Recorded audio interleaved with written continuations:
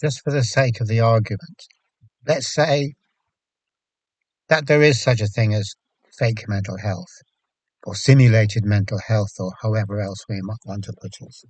Let's say there is, just for the hell of it, and see where we can go with it.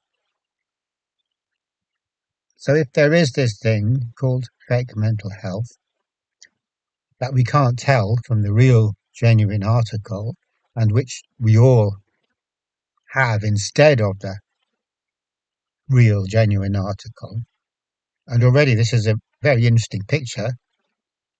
Imagine a world where this was the case. Imagine a world where everyone is cheated of genuine mental health and makes do with fake mental health, which is a very precarious, transactional kind of a thing. In other words, if we've got money and power, we can get more of it. And if we haven't got money or power, we can get it taken away from us. It's that kind of a thing we're talking about. So supposing that was the case, that would throw such a very different light on everything we do in the mental health care services. So a lot of what we do is these days, at this present point in time, in this contemporary um, mindset that we have about what psychology is and what therapy is, what we do is we provide tools, instruments to hang on our tool belt or put on our toolbox. And we bring them out when we run into difficulties and sort the problem out. And a tool, the right tool, used properly, will help restore our mental health to us. Well, obviously, because what the hell would be the point in all of this otherwise? Obviously. That is the underlying, the implied, and the implication is that this is what we need, good tools, which in itself is a fantastic kind of a thing to believe in. Think of all the thousands and thousands of years that human beings have lived without tools, without CBT or without DBT or without all these other things, whatever the hell it was. 8,000 years ago, I'm willing to bet that we didn't have tools for mental health. Does this mean that everyone back then was terribly unhealthy, terribly unwell mentally, having a terrible time? It's unlikely, isn't it? I think the ones who are having a terrible time is us. Obviously, with all our tools, with all our cleverness, with all our ways of making ourselves feel better without doing any actual work. Because that's the whole point of technology. It does it for us. You could say that CBT or whatever other strategies aren't machines, but they are machines. Anything that you generically use in order to obtain a standardized output, no matter what the input, is a machine, is a tool.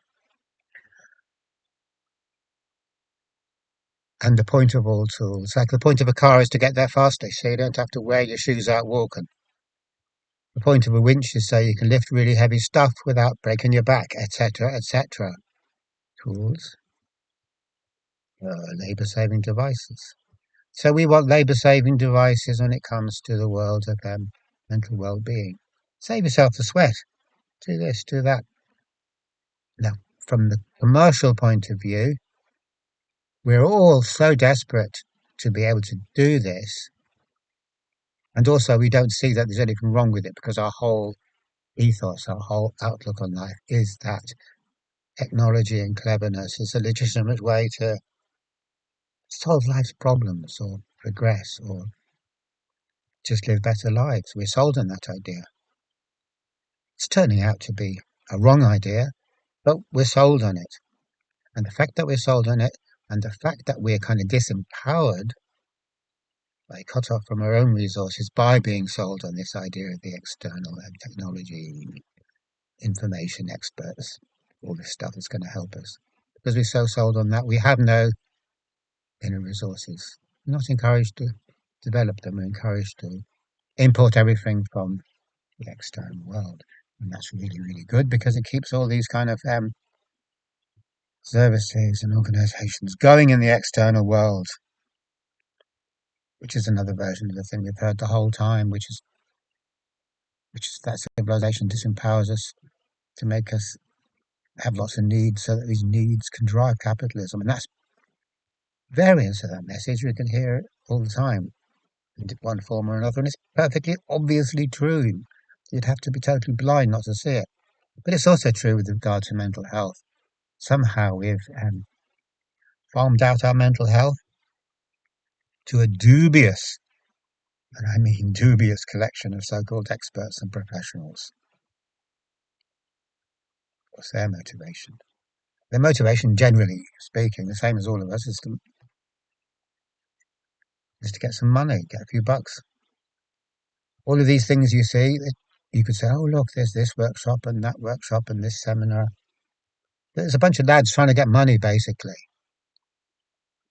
And that's fine. I mean, sure, there's nothing wrong with selling your wares to make money. It just when it comes to the question of mental well-being, mental health, that kind of thing, it doesn't feel right when you include transactionalism and well-being, because well-being can't come from that kind of thing. If it could, then if I was really well off and I could afford anything, no matter what mental difficulties I might be going through, I could access the very best experts and sure I'd be fine. Whereas the other fella may not be because he can't afford it. But that just absolutely isn't true.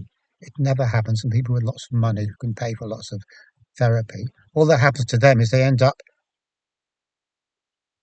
paying a lot of spurious experts loads of money, that's all. And having paid them the money, they may acknowledge or recognize that it didn't do a hell of a lot of good, or they may, on the other hand, not recognize that, because generally when we avail of expensive services, one part of that is the theatricality of it. It's kind of a magic. I am going to this place, wherever it is, seeing these people, therefore, because it's so high status, it must be doing me good. Other people will see me and also they'll think it's doing me good. The story is good. And because we believe in the story rather than checking in with ourselves to see what's actually happening, it's quite possible that the mere fact of the, the impression that's given when we walk into this world of expensive healthcare and the way it impresses us, we think, yeah, it's kind of a placebo effect, is what I'm trying to say in a very long-winded fashion. It's like if I'm super rich and I go into some horribly expensive hotel somewhere in the south of France or somewhere, and I pay out a load of money for a kind of what is really nothing special. It is special because a lot of what I'm paying for is that placebo effect of believing that here I am living a good life, availing of all these good stuff. I'm paying out a hell of a lot of money for it, so it must be good. I must be having a good time. If I'm paying this money, I must be having a good time. If the meal costs 150 euros, must be good. So there is this kind of effect that goes on that we're actually hypnotized by the facade of capitalistic mental health care. But the truth is a different story. It's not the case that people who can afford it are mentally healthier. Quite the reverse is true. If you talk to people who are psychotherapists or therapists who have worked with people who have a lot of buying, spending power and people who don't, people who are having it rough in life and people who can have everything they want, It's the ones who can have anything they want that have more mental suffering. Clearly, we can see that intuitively, of course. Having loads of stuff doesn't make us more flexible, or it doesn't make us any more happy or joyful. On the contrary, it has the opposite effect. And we know all that. We know all that because we've been telling ourselves that for ages. Money can't buy happiness. We keep on saying that to ourselves, which is kind of odd because we say it and we say it and we have been saying it as long as, donkey's years. But it doesn't make any difference because we're all trying to, we still totally buy into it. We say it, it is meaningless because when it comes down to it, we don't believe what we're saying. You really don't believe it. It's kind of like praying to God, and really you're just doing it because everyone else is praying to God or because it's the thing to do, and you don't actually believe in God at all. So it's that kind of thing.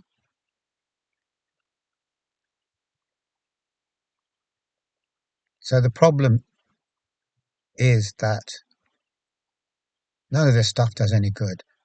Mental health doesn't come from the outside. It can never ever come from the outside. If it's on the outside, what good is it to us? It's like counting your neighbour's money. It's not your money, so don't waste your time counting it. Don't think that you can actually accrue riches by hanging out with him and counting his money for him and sucking up to him, because at the end of the day, you're going to be poor and he's still going to be rich. Nothing. Using that in a metaphorical way to talk about mental health comes from within. And no one can help that process, because if they do, they're interfering, they're projecting their own reality onto us, which is going to screw up the very process by which spontaneous change does help. And spontaneous change is another way of talking about mental health. If you can't change spontaneously, like a plant grows spontaneously, or spontaneous things do whatever they're doing spontaneously. If you can't do that, if your spontaneity is zero, you're not mentally healthy.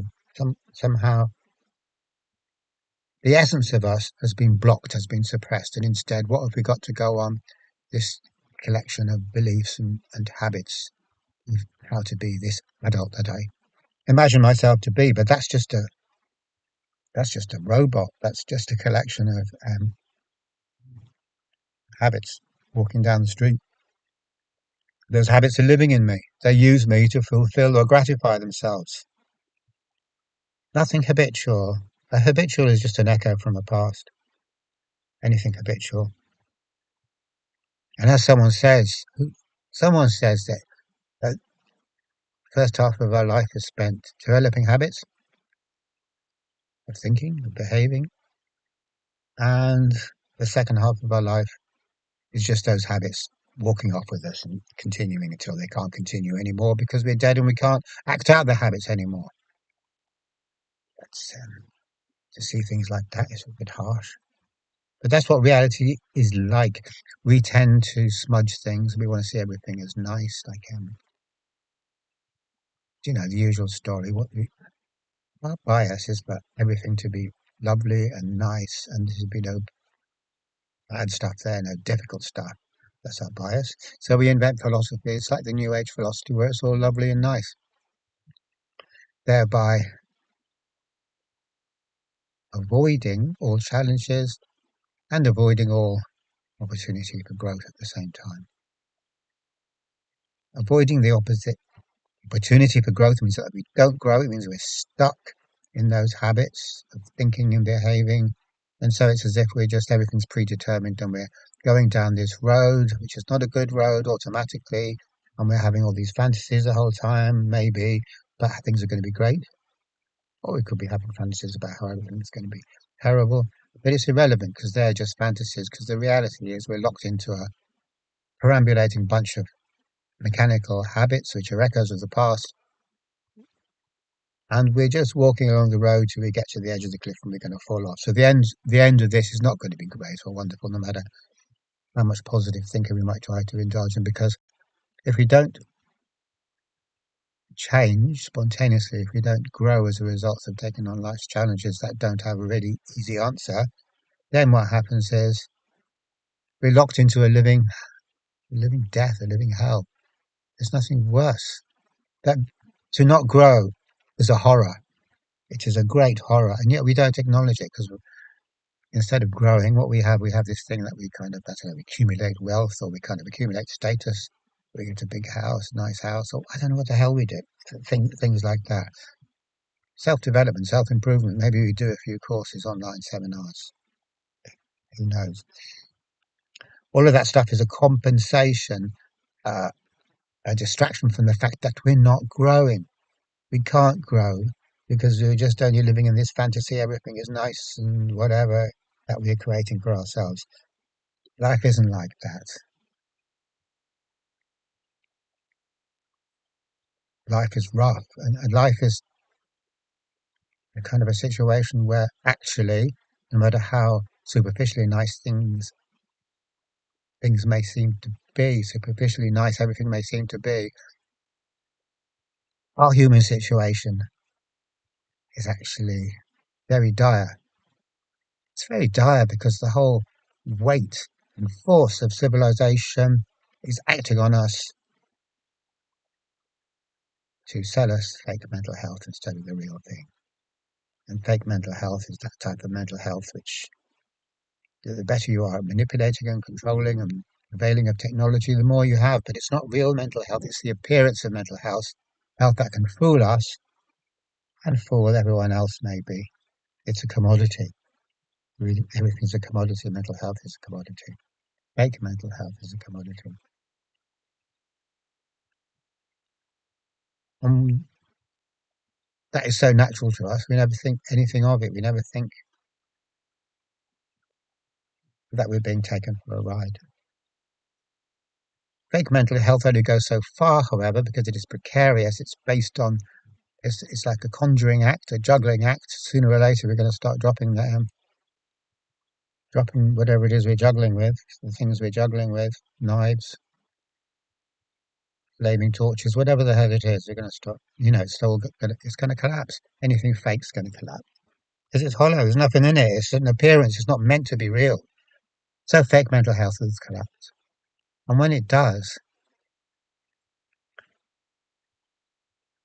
then we have a whole load of approaches and methods and things designed to get our fake mental health back up and running again. And that's it. That's our response. We certainly don't go deep and find out what the real problem is. We never do that. That just doesn't happen. That's just not the type of world we live in.